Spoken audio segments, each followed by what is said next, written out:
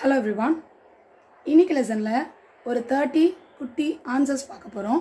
இந்த சின்ன ஆன்சர்ஸ் யாராவது நம்ம கிட்ட கேள்வி கேட்டாங்க அப்படினா இங்கிலீஷ்ல பதில் சொல்றதுக்கு ரொம்பவே ஹெல்ப்ஃபுல்லா இருக்கும்.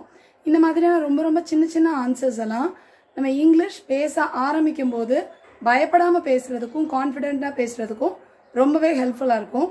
ஒரே நாள்ல நீங்க இந்த ஆன்சர்ஸ் எல்லாம் படிச்சு வச்சிரலாம். சோ நீங்க தெரிஞ்சு வச்சுக்கிட்டீங்க அப்படினா யார் என்ன கேள்வி கேட்டாலும் தமிழ்லே யாராவது பேசும்போது கூட இந்த மாதிரியான குட்டி இங்கிலீஷ் ஆன்சர்ஸ் ரொம்ப ஹெல்ப்ஃபுல்லா இருக்கும். First one, good to know. So இது வந்து எப்போ சொல்லலாம் அப்படின்னா, யாராவது ஒரு நல்ல விஷயம் நம்மகிட்ட வந்து சொல்கிறாங்க, எனக்கு வேலை கிடச்சிருச்சு, எனக்கு வந்து கல்யாணம் ஆக போகுது, இந்த மாதிரியெல்லாம் நல்ல விஷயங்கள் சொல்லும்போது கேட்கறதுக்கு ரொம்ப சந்தோஷம், நல்லது அப்படின்லாம் சொல்கிறதுக்கு குட் டு நோ அப்படின்னு சொல்லிட்டு சொல்லலாம். Next one, happy to hear. அதே மாதிரி நல்ல விஷயங்கள் யாராவது சொல்லும்போது கேட்கறதுக்கு ரொம்ப சந்தோஷமா இருக்கு அப்படின்னு சொல்றதுக்கு ஹாப்பி டு ஹியர் அப்படின்னு மட்டும் சொல்லலாம். Next one, going great. யாராவது நல்லா இருக்கியா, இதெல்லாம் உங்க வேலை எப்படி போயிட்டு இருக்கு, லைஃப் எல்லாம் எப்படி போயிட்டு இருக்கு அப்படிலாம் கேட்டாங்க அப்படின்னா கோயிங் கிரேட் அப்படின்னு சொல்லிட்டு சொல்லலாம், இல்லை கோயிங் குட் அப்படின்னு சொல்லலாம். Next one, convey my wishes. இது வந்து என்னோட வாழ்த்து தெரிவிச்சிரு. யாராவது நம்ம கிட்ட வந்து என்னோட அண்ணனுக்கு வேலை கிடைச்சிருக்கு, என் தங்கச்சிக்கு வேலை கிடைச்சிருக்கு அப்படின்னா ஓகே என்னோட விஷஸ் அவங்களுக்கு சொல்லிடு அப்படின்னு சொல்றதுக்கு கன்வே மை விஷஸ் அப்படின்னு சொல்லலாம். Next one, never before. யாராவது நம்ம கிட்ட வந்து இந்த வேலையெல்லாம் செஞ்சிருக்கியா, இதெல்லாம் உனக்கு தெரியுமா, இந்த டேஸ்ட் பண்ணி பார்த்துருக்கியா, எந்த விஷயமா இருந்தாலும் இதுக்கு முன்னாடி செஞ்சிருக்கியா அப்படின்னு கேட்டா நான் இதுக்கு முன்னாடி செஞ்சதில்லை அப்படின்னு சொல்றதுக்கு நெவர் பிஃபோர் அப்படின்னு சொல்லலாம். ரியலி.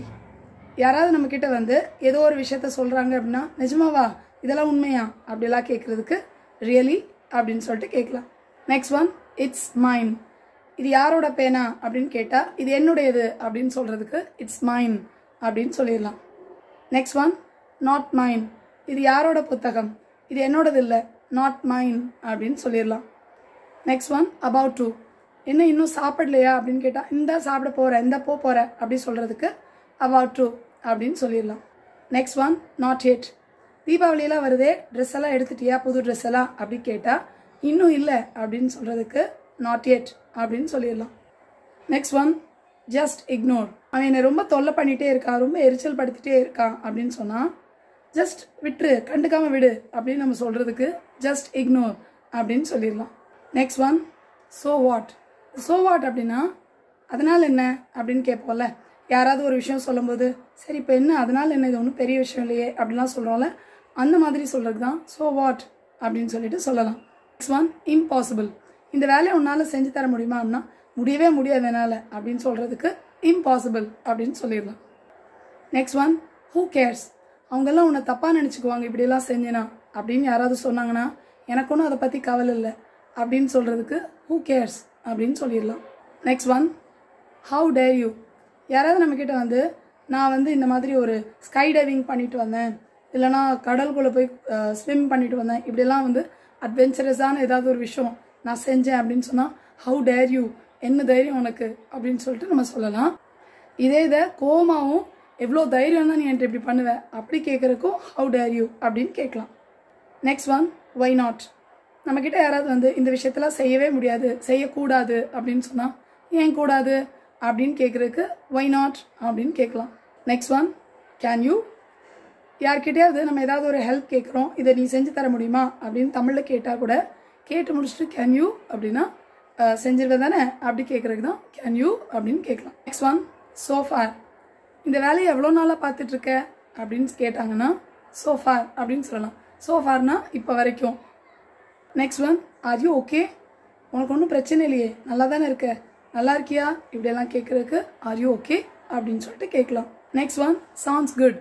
ஏதாவது ஒரு நல்ல விஷயத்த யாராவது சொன்னாங்கன்னா ஓ கேட்குறதுக்கு ரொம்ப நல்லா இருக்கு, இந்த பிளான் ரொம்ப நல்லா இருக்கு இப்படியெல்லாம் சொல்றதுக்கு சவுண்ட்ஸ் குட் அப்படின்னு சொல்லலாம். Next one, looks good.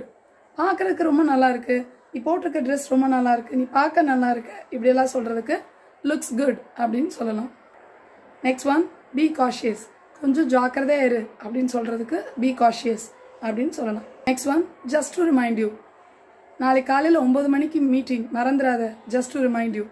ஏற்கனவே மீட்டிங் எல்லாம் பிளான் பண்ணி அவங்களுக்கு தெரியும், ஆனாலும் மறுபடியும் போயிட்டு நாளைக்கு காலையில் 8 மணிக்கு மீட்டிங் இருக்குது, ஜஸ்ட் டு ரிமைண்ட் யூ அப்படின்னா மறக்காமல் இருக்கிறதுக்காக திருப்ப இருக்க சொல்கிறேன். Next one, word of caution. அந்த இடத்துலலாம் பத்திரமா இரு, அந்த அவங்க கூடலாம் நீ பத்திரமா பார்த்து பழகு இப்படியெல்லாம் சொல்லிவிட்டு ஜஸ்ட் வேர்ட் ஆஃப் காஷன் உன்னை வந்து ஜாக்கிரதையாக இருன்னு சொல்கிறதுக்காக நான் இப்படி சொல்கிறேன் பத்திரமா இரு அப்படின்னு சொல்கிறதுக்கு தான் this is my word of caution அப்படின்னு சொல்கிறேன். நெக்ஸ்ட் ஒன் ஆம் ஐ ஆடிபிள். இது முக்கியமாக ஃபோன் பேசும்போது நம்ம யூஸ் பண்ணலாம்.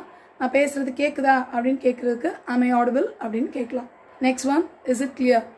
நம்ம ஏதாவது ஒரு விஷயத்த எக்ஸ்பிளைன் பண்ணுறோம், ஆஃபீஸில் மீட்டிங் வச்சு எக்ஸ்பிளைன் பண்ணுறோம், இல்லை ஸ்கூலில் பாடம் சொல்லி கொடுக்குறோம், சொல்லி கொடுத்து முடிச்சுட்டு சொன்னது நல்லா புரியுதா அப்படின்னு கேட்குறதுக்கு இஸ் இட் கிளியர் அப்படின்னு கேட்கலாம்.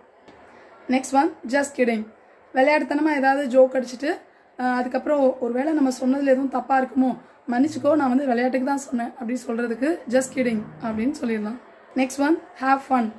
யாராவது ஒரு இடத்துக்கு வெளியே போகிறாங்க, என்ஜாய் பண்ணுறதுக்கு போகிறாங்க அப்படின்னா அவங்கள வழி அனுப்பும்போது ஓகே ஹேவ் ஃபன் அப்படின்னு சொல்லிட்டு நம்ம வழி அனுப்பலாம். Next one happy learning. யாராவது புதுசாக ஒன்று கற்றுக்க போகிறாங்க அப்படின்னா அவங்கள விஷ் பண்ணுறதுக்கு ஹாப்பி லேர்னிங் அப்படின்னு சொல்லலாம். நெக்ஸ்ட் ஒன் சேஃப் ட்ராவல்ஸ் இல்லைனா சேஃப் ஜேர்னி.